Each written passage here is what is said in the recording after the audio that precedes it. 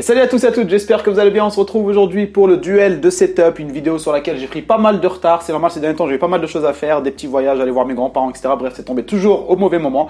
On revient aujourd'hui du coup avec le quatrième, je crois bien, si je me trompe pas, quatrième épisode de cette série duel de setup que je vous présente avec Guillaume. D'ailleurs, merci à lui, à Guigui, qui me soutient pas mal dans ma petite transition au niveau de la high-tech de la chaîne et tout. Donc voilà, je lui fais un petit bisou.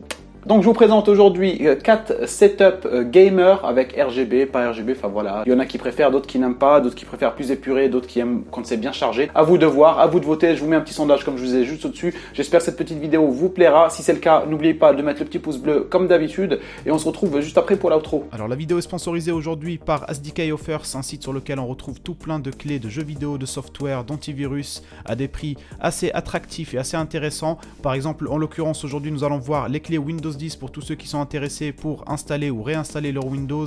On a donc un Windows 10 Pro OEM, c'est-à-dire c'est un Windows installable qu'une seule fois. Si vous avez un jour envie de réinstaller Windows, il vous faudra en racheter une, mais ça reste à 12,36 €. En plus de ça, vous avez le code promo SK25 que vous retrouvez dans la description de la vidéo avec les liens nécessaires. Nous allons voir ça ensemble. Il vous suffit juste de créer un compte comme moi ici, puis après d'aller acheter et d'activer votre Windows. Alors, vous rentrez votre code promo juste ici, et puis vous appliquez. Ça vous fait un Windows 10 à 9,27 € exactement. Vous avez la possibilité de payer par carte bancaire, PayPal ou tout autre système de paiement que je ne connais pas beaucoup, sauf le Bitcoin bien sûr. Donc ça va être un passage que je vais switcher parce que j'ai pas envie de vous donner mes informations personnelles de paiement en ligne. Et voilà, après avoir effectué votre achat, il vous suffit d'aller dans votre compte juste ici et puis après sur mes commandes achetées, vous avez votre clé Windows, voire la clé secrète.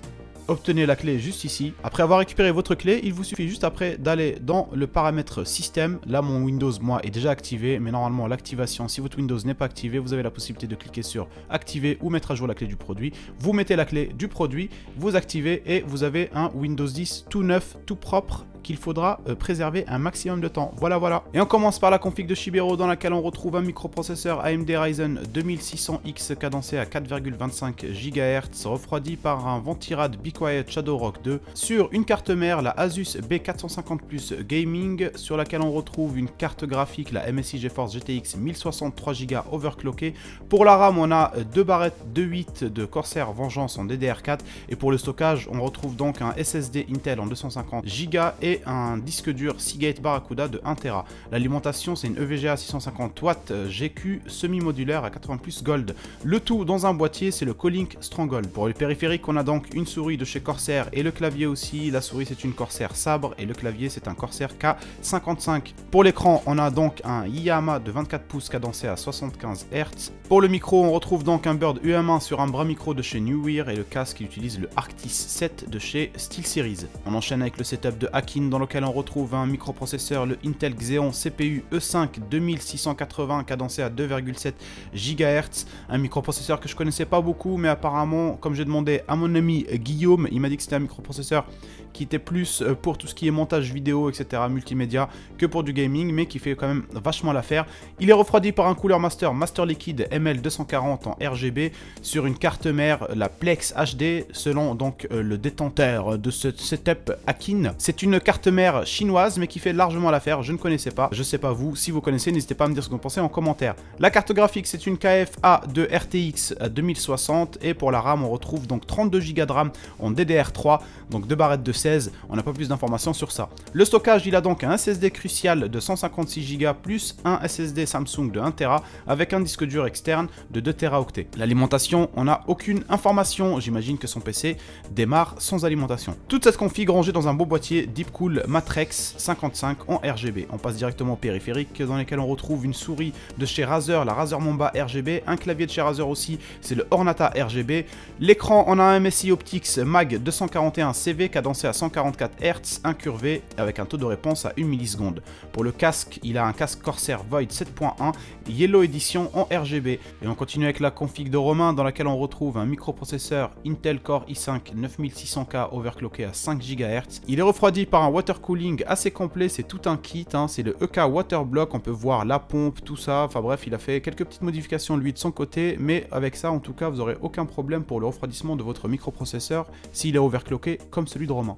Pour la carte mère, on a une Asus ROG Maximus 11 en chiffre romain, bien sûr, Formula. Pour la carte graphique, on a une Asus GeForce RTX 2070 Super Dual à 8 Go. Et la RAM, on a donc des G-Skill Trident Z RGB DDR4, un kit de 32 Go en 4 barrettes de 8 cadencé à 3200 MHz. Pour le stockage, il est assez bien équipé. Il a un SSD 970 Pro Samsung, un NVMe à 512 Go, un SSD Crucial BX100 à 250 Go et deux Western Digital de 1 Tera. Et il alimente tout ça avec une alimentation Prime de 650 watts à 80 plus titanium. On retrouve le tout dans un boîtier de chez Corsair, c'est le Graphite 780T noir. On passe à ses périphériques et on voit donc qu'il a une Razer en tant que souris, la Lance Head Tournament Edition, le clavier c'est un Corsair K70 noir, il a un écran de chez Yamaha, c'est le G2530 HSU B1 à 24,5 pouces en Full HD. Le casque il utilise un Logitech casque gaming sans fil G933 Artemis Spec. Et on finit par la config de Florent dans laquelle on retrouve un microprocesseur, le i5 9600K cadencé à 3,7 GHz refroidi par un water cooling de chez Asus, c'est le ROG Rio en 240 mm. Sur une carte mère, c'est la Asus Strix Z390E Gaming. Pour la carte graphique, il utilise une Aorus RTX 2070 Extreme à 8 Go. Le stockage, il utilise un Samsung Evo Plus 970 à 500 Go et un disque dur Seagate de 1 Tera. Il alimente le tout avec une Corsair TX 550M. On retrouve le tout dans un boîtier assez stylé, j'ai beaucoup aimé, c'est le Aorus C300 Glass. On passe maintenant à ses périphériques dans lesquels on retrouve une souris de chez SteelSeries, la Rival 600, un clavier de chez Corsair, le K75 Spitfire. L'écran utilise un AOC C24 G1, pas beaucoup d'informations sur le taux de réponse et le taux de rafraîchissement. On peut très vite les retrouver sur Amazon ou ailleurs. Le tout posé sur un bureau, c'est le ROG Gaming Black et une chaise de chez Corsair, c'est la T1 Racing Noir. Et voilà les gars, c'est la fin de cette petite vidéo, j'espère qu'elle vous a plu. Si c'est le cas, comme je vous disais, n'hésitez pas à mettre un petit pouce bleu comme d'habitude. Les personnes intéressées pour envoyer leur setup, eh ben, vous me l'envoyez, je vous mets mon email dans la description de la vidéo. Par contre, faites bien attention à donner le maximum de détails, surtout prendre le maximum de photos et que les photos soient en paysage et pas en portrait. Parce que le portrait, moi, ça m'emmerde après pour les montages, ça me prend beaucoup plus de temps, il faut que je zoome et ça devient dégueulasse. Bref, faites un effort les mecs, faites un effort. En tout cas, merci à toutes les personnes qui participent à chaque fois, qui envoient les mails, qui envoient leur setup. Je vous fais un gros bisou, on se retrouve très prochainement. Ciao ciao.